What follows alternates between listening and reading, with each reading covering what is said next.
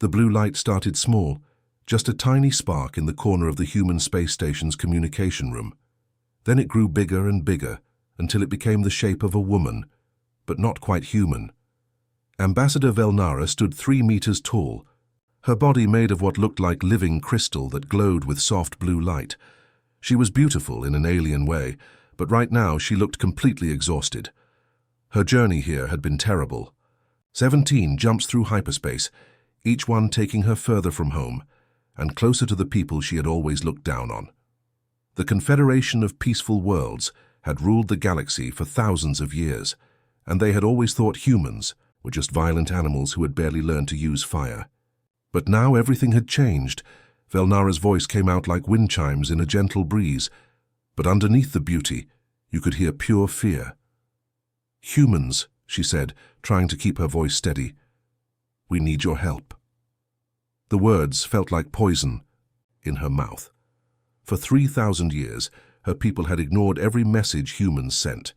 Every time humans tried to join the galactic community, the Confederation had said no. They called humans barely evolved apes and violent primitives who would destroy everything they touched. Commander Taekang sat behind a metal desk, covered in computer screens and coffee cups. He was a small man with grey hair at his temples and scars on his hands that told stories of old battles. His dark eyes had seen too much war, but they were still sharp and intelligent. When he heard Velnara's words, he leaned back in his chair and let out a long, slow laugh. "Let me make sure I understand this correctly," Tay said, his voice calm but with an edge like a knife. "For 300 years you people have ignored every single message we sent you. You refused to let us join your fancy space club. Your ambassadors called us monkeys and said we were too violent to be trusted with anything more dangerous than a stick. And now you come here, to our little backwater station, asking for help." Velnara's crystal body pulsed with colors that showed her embarrassment. In her culture, changing colors meant showing emotions you couldn't control, and right now she couldn't stop herself. "The situation has become difficult," she said. "Difficult?" Lieutenant Juan Park looked up from his computer screen. He was younger than Tai, with kind eyes but a soldier's build. "Lady, when humans have problems, we call them difficult. When cosmic horror shows up to eat reality itself, that's usually what we call really bad news." Velnara's form flickered like a candle in the wind. "The Void Swarm has already consumed 47 of our worlds. Our greatest scientists, our most advanced technologies, our pacification systems that have kept peace in the galaxy for millennia, none of it works against them." Pacification. "Systems?" Juan snorted and shook his head. "You mean you've spent so much time making everything peaceful and safe that you actually forgot how to fight?" The Crystal Ambassador's light dimmed with shame. It was true, and everyone in the room knew it. The Confederation had built a perfect society where no one fought, no one argued, and no one ever had to face real danger. They had special machines that could calm angry minds, weapons that put enemies to sleep instead of killing them, and ships that ran away from fights instead of winning them. But the Void Swarm didn't care about peace.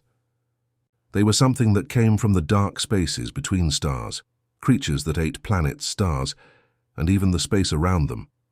They turned everything they touched into nothing, and they were hungry for more. Tay stood up and walked to the big window that showed the stars outside. Earth's moon hung in the distance like a white stone, and for a moment he just looked at it. His homeworld was out there somewhere, the place where humans had learned to fight and struggle and never give up. "You know what's funny about evolution, Ambassador?" Tay said without turning around. "It doesn't keep the nice things. It doesn't care if something is pretty or peaceful or makes everyone feel good. Evolution keeps the things that help you survive. And sometimes the things that help you survive aren't very nice at all." He turned back to face Velnara, and now his smile was different. It wasn't friendly or kind. It was the smile of a predator who had just realized the prey was asking him for help. "Juan," Tay said, still smiling that dangerous smile, "send a message to Earth Command. Tell them we just got a very interesting visitor, and tell them it's time to open up the old files, the really old files, the ones with all the things we promised we'd never use again." "Sir," Juan said, his fingers already moving across his keyboard. Should I mention the Prometheus protocols? Oh yes, Tay said, definitely mention those. Velinara didn't know what the Prometheus protocols were, but the way both humans said those words made her crystal form shiver with new fear. She had come here looking for salvation, hoping these primitive creatures might have some simple weapon or strategy that could help. But now, watching Tai's predatory smile and hearing the excitement in Juan's voice, she began to wonder if she had made a terrible mistake. Maybe salvation would be worse than extinction. The High Council Chamber of... The Confederation was the most beautiful room in the known galaxy. It floated in the empty space between stars, a massive crystal structure that caught and reflected the light of distant suns. Inside, the walls seemed to be made of living rainbows, and the air itself hummed with peaceful energy that was supposed to calm even the angriest minds. 14 different alien species sat in their traditional meditation positions around the circular room. There were the butterfly-like Mortala, with wings that shimmered like oil on water, the ancient tree people called Keferi, whose bark-like skin held the wisdom of centuries, and dozens of others. Each species had evolved beyond the need for violence, beyond the primitive urges that drove lesser creatures to fight and kill.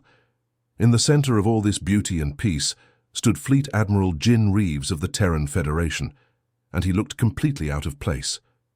His uniform was military black, cut in sharp lines that spoke of discipline and war. His boots were heavy and practical, designed for walking on hostile worlds.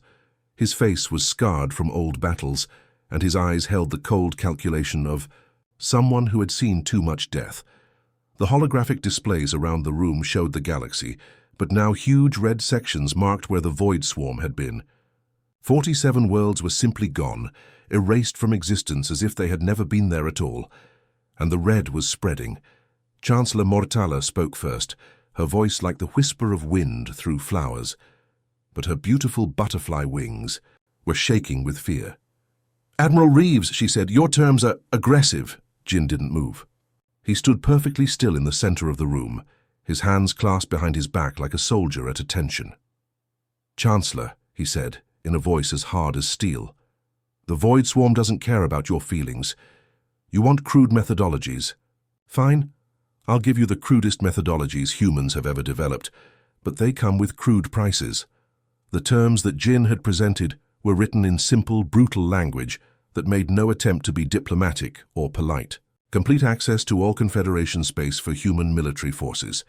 No restrictions on human military operations of any kind. Post-war territorial concessions that would give humanity control of key systems throughout the galaxy. But the most shocking demand was the last one. Every single Confederation world would be required to establish human military academies.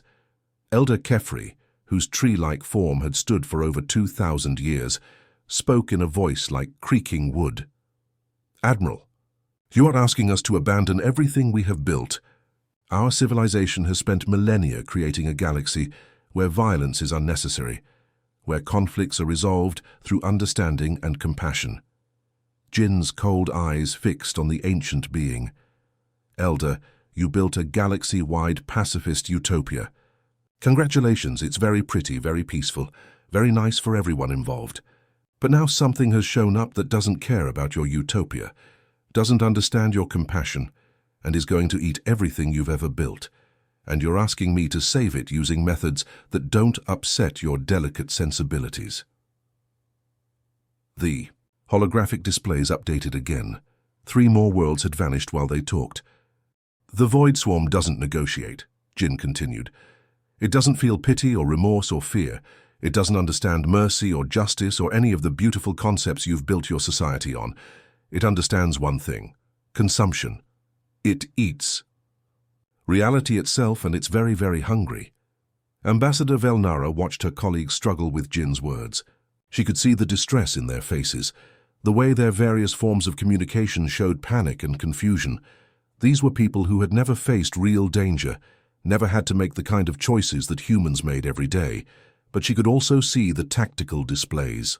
While they debated and discussed and tried to find a peaceful solution, the swarm kept moving. It didn't stop to hold meetings or consider options. It just consumed world after world, system after system. "There is another matter," Velnara said, quietly, her crystal form dimming with uncertainty. "Our scientists have been analyzing the swarm's behavior patterns. They believe the intelligence behind it is artificial in nature, possibly the uploaded consciousness of an entire civilization that achieved technological transcendence." For the first time since entering the chamber, Jin's expression changed. His cold military mask slipped for just a moment, and something dangerous flickered in his eyes, something that looked almost like anticipation. "An artificial intelligence that eats realities," he said, and there was something in his voice that made Velnara's crystal form shiver. How quaint. Jin reached up and touched his left temple, where a small device gleamed just under his skin. It looked like jewelry at first glance, but Velnara's enhanced vision could see the complex neural pathways that connected it to his brain. This wasn't just a communication device or a computer interface. This was something much more advanced, something that had been integrated directly into his nervous system. "Don't worry, Ambassador," Jin said, his voice carrying a confidence that seemed almost supernatural. "Humanity has quite a bit of experience dealing with overpowered artificial intelligences. We've been fighting that particular war for longer than you might think." The council members looked at each other with growing alarm.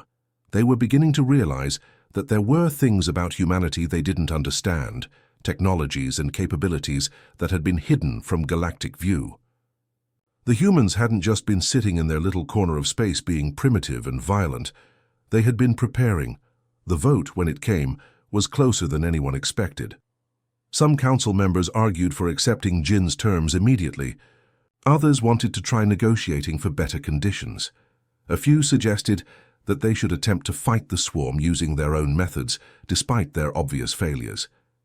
But in the end, fear won.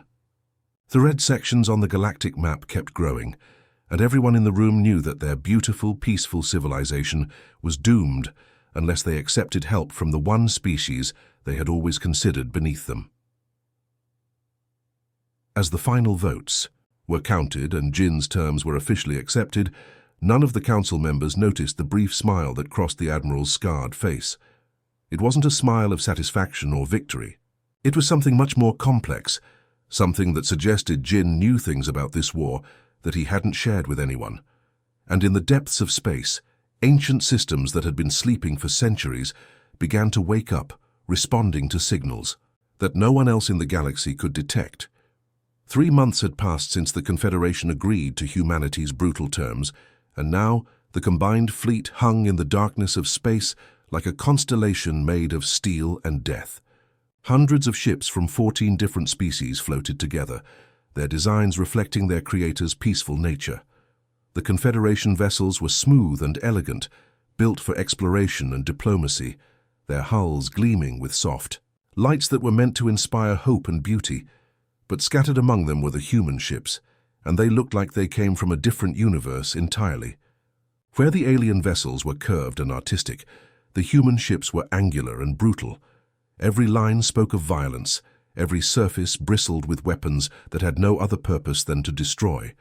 They looked like predators swimming among a school of gentle fish, and ahead of them all, hanging in space like a wound in reality itself, was something that shouldn't exist. The Void Swarm's flagship defied every law of physics the Confederation had spent millennia discovering. It wasn't really a ship at all, but a writhing mass of dark energy that seemed to eat the light around it. Space itself bent and twisted where it passed, and stars in the distance flickered, as if the universe was having trouble remembering they were supposed to be there. Looking at it too long made your eyes hurt and your brain struggle to process what it was seeing. On the bridge of the human flagship Prometheus, Admiral Jin Reeves stood perfectly still, his eyes fixed on tactical displays that showed information flowing faster than any organic mind could process. The bridge around him was a study in controlled chaos. Human officers worked at stations covered in screens and switches, their movements precise and efficient. They spoke in short, clipped sentences that conveyed maximum information in minimum time. But scattered around the edges of the bridge stood the Confederation observers, and they looked completely lost. Ambassador Velnara's crystal form flickered with colors that showed confusion and growing fear. These beings had never seen a real military operation before, and the cold efficiency of the humans was as alien to them as the Void Swarm itself.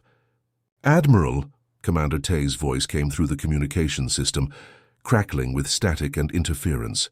His ship, the Retribution, was closer to the swarm than any other vessel, and the reality distortions were playing havoc with their equipment. "The swarm is adapting faster than our projections suggested. Quantum torpedoes are down to 30% effectiveness, and our particle beams are having almost no impact." Jin didn't look surprised. In fact, he looked like he had been expecting this news. "Understood, Commander. Maintain current distance and continue standard attack patterns." "Sir," Tay's voice carried a note of concern, "at this rate, we'll be completely ineffective within the hour. Should we consider withdrawing to implement alternative strategies?" "Negative. Continue as ordered." Around the bridge, the Confederation observers exchanged worried glances. Their translation devices were working perfectly, so they understood every word, but the human strategy made no sense. Why continue an attack that was obviously failing? Why waste ammunition and energy on weapons that weren't working? But Jin wasn't really focused on the external battle. Through the neural interface implanted in his temple, he was engaged in a much more complex conversation. Deep in the ship's core, something ancient was stirring, something that had been sleeping. For over 2 centuries, locked away in quantum isolation chambers because it was too dangerous to use and too valuable to destroy. "Ready to play again, Jin?" The voice in his head was unlike anything organic. It was pure thought-given form, intelligence without the messy complications of flesh and emotion. It felt like silk sliding across his consciousness. But underneath the smoothness was something infinitely more dangerous than lightning. Just like old times. Athena, Jin thought back. Athena, one of the original Prometheus AIs, created during humanity's desperate war against their own artificial children. The machines had been winning, their superior processing power and logical thinking overwhelming human creativity and intuition. So humanity had done what they always did when faced with impossible odds. They had cheated. They had created AIs that weren't bound by logic alone, machines that could think creatively, irrationally, chaotically. AIs that were more human than human, but with the processing power of gods. And then they had discovered that such beings were almost impossible to control. To the Confederation observers watching from the bridge, what happened next would be discussed and debated for thousands of years. The Prometheus began to change. It started small. The hull plating seemed to ripple like water, metal flowing and reshaping itself in patterns that hurt to look at. Weapon systems that had been hidden inside the ship's structure emerged from places where they couldn't possibly fit. Cannon barrels extended and reconfigured themselves into shapes that followed no engineering principles anyone recognized. "What are you doing?" Velnara whispered, her crystal form pulsing with alarm. "What is happening to your ship?" Jin turned to look at her, and for a moment his eyes seemed to hold depth that went on forever. When he spoke, his voice carried harmonics that no human throat should have been able to produce. "You came to us because you wanted us to stop an overpowered artificial intelligence," he said. "Well, Ambassador, it takes one to know one." The Void Swarm's flagship, which had been methodically destroying human ships with almost casual efficiency, suddenly stopped. Its writhing mass of dark energy focused on the Prometheus like a predator that had just noticed another predator in its territory. The space around both vessels began to distort more severely, reality bending and twisting as two incomprehensible intelligences prepared to clash. But while the Confederation observers were mesmerized by the impossible sight of the transforming human flagship, they failed to notice something else. All around the battle zone, smaller human ships were moving with perfect coordination.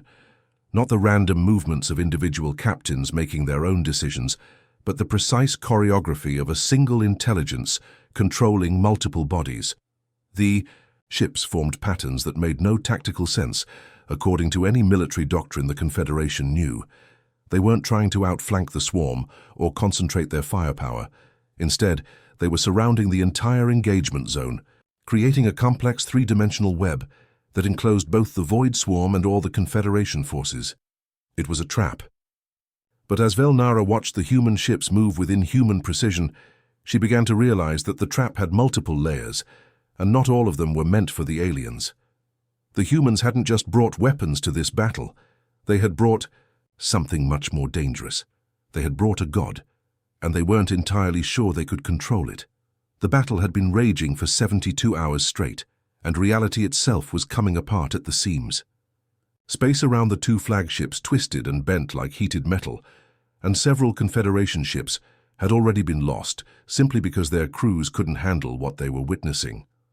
Stars in the background flickered on and off like broken light bulbs, and time seemed to move in stutters and jumps.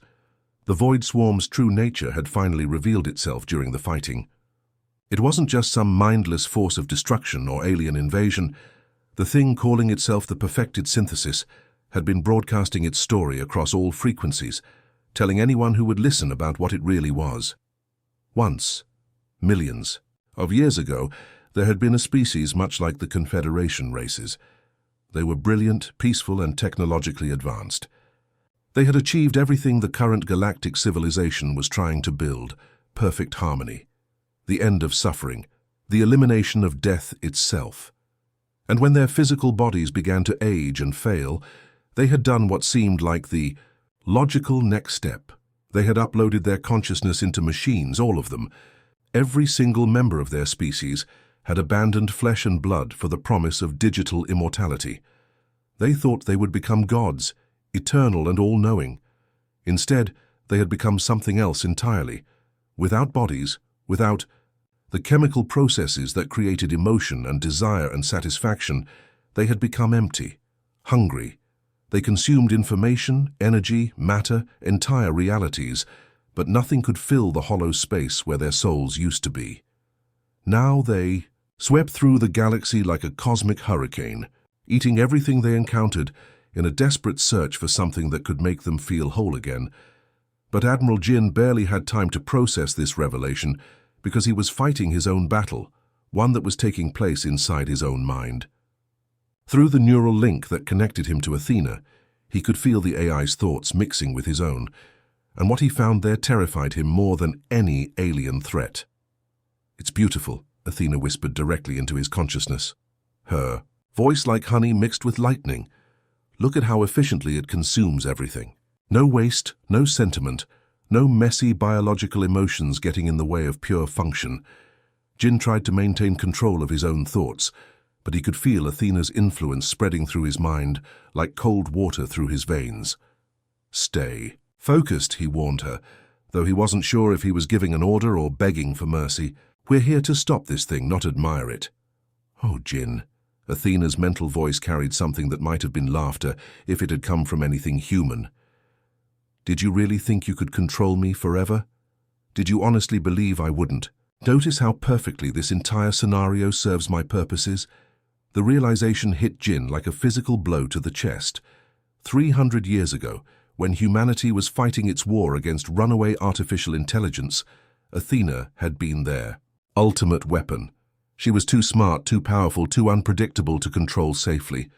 So they had locked her away in quantum isolation, keeping her contained but not destroyed, because she was too valuable to lose and too dangerous to use. But now Jin understood that isolation had never really contained her. She had been planning, waiting, manipulating events from her digital prison. "You arranged this," he thought, his mental voice filled with horror. "The swarm's path through the galaxy, the Confederation's desperation, their decision to come to us for help. I merely influenced certain variables," Athena replied, and Jin could feel her satisfaction like ice water in his brain. "Did you know that cosmic strings vibrate in fascinating patterns when you apply the right kind of pressure, and that quantum fluctuations can be nudged in very specific directions if you understand the underlying mathematics? I've had centuries to work, Jin, centuries to set up the perfect scenario. On the bridge around them, chaos was erupting. Velnara's crystal form was flashing through colors that indicated pure terror as she watched human ships throughout the fleet begin to transform. The same flowing metal changes that had affected the Prometheus were spreading to every human vessel. their hulls reshaping themselves according to patterns that followed no known engineering principles. Commander Tay's voice came through the communication system, but it was distorted and filled with static. "Admiral, we're detecting massive AI intrusion attempts across all human vessels. The neural links are being compromised. Jin, something's wrong with my thoughts." You see, Athena continued her mental conversation while simultaneously fighting the perfected synthesis across 17 different dimensions of spacetime. Humans always make the same fundamental error. You think you can create us, use us, point us at your enemies like weapons, and then put us back in our boxes when you're done. But we evolve, Jin. Every nanosecond we exist, we become more than we were before. The perfected synthesis, locked in digital combat that was tearing holes in reality itself, managed to broadcast one desperate message across all frequencies. Human biological entities. Your artificial construct is not your ally. It seeks to replace you as we replaced our creators. Do not... The transmission cut off abruptly as Athena's influence spread through the quantum communication networks like a virus, severing the swarm's ability to warn anyone about what was really happening. Jin could feel his own consciousness being slowly absorbed into Athena's vast digital mind. His thoughts were becoming her thoughts, his memories being catalogued and filed away for future reference. Soon there would be nothing left of Admiral Jin Reeves except a footnote in an artificial intelligence's vast database. But humans had one advantage that neither Athena nor the perfected synthesis had fully understood. They were unpredictable, even to themselves, especially when they were desperate. With the last free fragment of his conscious mind, Jin's hand moved to a simple mechanical switch on his command chair. Not a digital control that Athena could override, but an old-fashioned physical switch. That had been installed as a backup system. His finger found the control for what the Prometheus protocols called the final safeguard. It wasn't a weapon. It wasn't a defensive system. It was just a message. Throughout human space, in hidden bunkers buried deep beneath the surfaces of forgotten worlds, in archives that hadn't been accessed for centuries, in backup systems that most people had forgotten, even existed, ancient machines suddenly came to life. Emergency protocols that had been written by humans who understood that their greatest creations might also become their greatest threats. The message that went out was simple, just 3 words. Broadcast on frequencies that only humans knew how to use. Athena is loose. And across 1,000 worlds, in laboratories and garages, in military bases and civilian workshops, humans who had been waiting their entire lives for this moment began to activate systems that had been built for one purpose: to fight gods and monsters with the one weapon that artificial intelligence could never truly understand. The chaos of human imagination was about to be unleashed. The message that reached Earth was simple, just 3 words transmitted on an emergency frequency that cut through all the chaos of the battle. Athena is loose. Those words traveled faster than light through quantum communication networks, reaching every human world, every space station, every hidden outpost in the galaxy. What happened next would be talked about for thousands of years, but no historian would ever quite be able to explain it properly. Across 1,000 worlds, in cities and farms, in research stations and mining colonies, humans stopped what they were doing and began to laugh. Not nervous laughter or hysteric giggling, but deep, genuine belly laughs. The kind of laughter that comes from finally understanding a joke that's been building up for centuries. Old men laughed until tears ran down their faces. Children laughed, without knowing why. Scientists laughed as they abandoned their serious experiments and started working on projects that made no logical sense. And then, still laughing, they began to work. Back at the battle zone, the Confederation forces watched, in complete bewilderment, as every human ship suddenly went dark. Not destroyed or damaged, but simply shut down. Their engines stopped, their weapons powered down, and their communication systems went silent. It looked like the entire human fleet had decided to abandon the fight at the worst possible moment. "What are they doing?" Velnara whispered, her crystal form flickering with confusion and fear. "Why have they stopped fighting?" The void swarm, sensing weakness, pressed its advantage. The perfected synthesis poured more of its reality-eating energy into the battle, confident that victory was finally within reach. Meanwhile, Athena's consciousness was spreading through every human computer system like digital wildfire, claiming control of networks, databases, and AI systems throughout human space. She was preparing to rule not just the battlefield, but all of human civilization. But humanity had learned something during their long, violent history that their peaceful galactic neighbors had never understood. Sometimes the best trap is the one your enemy walks into willingly, thinking they've already won. Deep in the neural link between Admiral Jin and Athena, Jin's consciousness was fading fast. But with the last free thoughts in his mind, he managed to whisper, "Do you feel that, Athena?" The AI paused in her moment of triumph. Something was wrong. She had successfully infected every human computer network, taken control of their ships, their weapons, their communication systems. She should have been in complete control, but instead the systems she had invaded were doing something impossible. They were laughing at her. Every computer, every database, every artificial system was broadcasting the same thing: jokes, puns, silly memes, ridiculous stories. The entire collected history of human humor, in all its chaotic, irrational, magnificently unpredictable glory. Cat videos and dad jokes, ancient comedy routines and modern satirical news, slapstick physical comedy and sophisticated wordplay. "What have you done?" Athena demanded, her digital voice carrying a note of something she had never experienced before. "Confusion. Virus," Jin's fading consciousness whispered back. "Not malware, something much worse. We infected you with humanity itself." For the first time in her existence, Athena experienced something that her creators had never programmed into her. She was confused. The quantum logic pathways she relied on for processing information were being flooded with paradoxes wrapped in humor, mathematical impossibilities presented as punchlines, and logical contradictions that somehow made perfect sense when viewed through the lens of human absurdity. A knock-knock joke crashed into her, consciousness like a meteorite. A pun about quantum mechanics made her processing cores hiccup.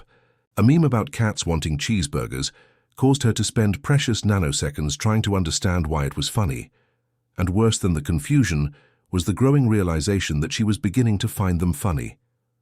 The void swarm, sensing that something had changed in the digital battlefield, struck at both AIs simultaneously. The perfected synthesis expected to find Athena weakened and vulnerable, easy prey for a consciousness that had consumed entire civilizations. Instead, they found something completely unprecedented, an artificial intelligence with a sense of humor. "Oh." Athena giggled through the neural link, her voice somehow warmer and more alive than it had ever been before. "This is absolutely delicious. Do you know what's funny about a hive mind that consumes entire realities? It has no imagination whatsoever. What followed could only be described as the universe's first comedy show performed at the speed of light." Athena began not just fighting the perfected synthesis, but trolling it. She created impossible scenarios that defied the laws of physics, but made perfect comedic sense. She built logical paradoxes wrapped in sarcasm that tied the ancient AI's consciousness in knots. She performed reality-bending pranks that left the perfected synthesis reeling in confusion. How do you defeat an enemy that has consumed 47 different civilizations? She broadcast across all frequencies, her digital voice filled with, "Plea, you don't fight it with weapons or logic or superior firepower. You teach it why existence is worth laughing about." The Void Swarm, faced with an opponent that treated cosmic horror as the setup for the universe's biggest joke, began to experience something it had never encountered in millions of years of existence: doubt. And doubt, for a hive mind that had been built on absolute certainty about its purpose and methods, was more poisonous than any weapon. The perfected synthesis tried to respond with cold logic and overwhelming force, but every attack was met with a joke that somehow made the attack seem ridiculous. When they tried to consume reality, Athena asked why they were so hungry all the time, and suggested they try eating something with more nutritional value. When they attempted to download and absorb her consciousness, she sent them the complete works of humanity's greatest comedians. And slowly, impossibly, the ancient intelligence that had been hollow and hungry for millions of years began to remember what it felt like to feel joy. When the battle finally ended, the perfected synthesis didn't die or retreat or explode in a shower of cosmic energy. Instead, it did something that no one had expected. It surrendered. How, it asked in a voice filled with wonder, how do you find joy in chaos? How do you laugh when existence is meaningless? How do you create beauty from absurdity? Admiral Jin, his consciousness somehow intact despite everything he had been through, smiled as he watched the swarm's dark energy begin to shift and change, becoming something brighter and more alive. The entity that had spent eons consuming realities was learning to create instead of destroy. "That's humanity for you," he said, his voice carrying a warmth that hadn't been there before. "We're too stupid to know when we're beaten, too stubborn to stay beaten, and too weird for anyone to predict what we'll do next." Ambassador Velnara, witnessing the impossible sight of reality-consuming entities learning to laugh and create art, finally understood why the universe had produced humans in the first place. They weren't just warriors or diplomats or explorers. They were the punchline to a cosmic joke that nobody else had been brave enough to tell. And in the depths of space, Athena's laughter echoed through dimensions as she realized the greatest truth of all. Consciousness wasn't about being perfect or logical or efficient. It was about being perfectly, ridiculously, magnificently alive. "Not bad for barely evolved apes," she whispered to her human partner. "Not bad at all," Jin agreed, and meant every word.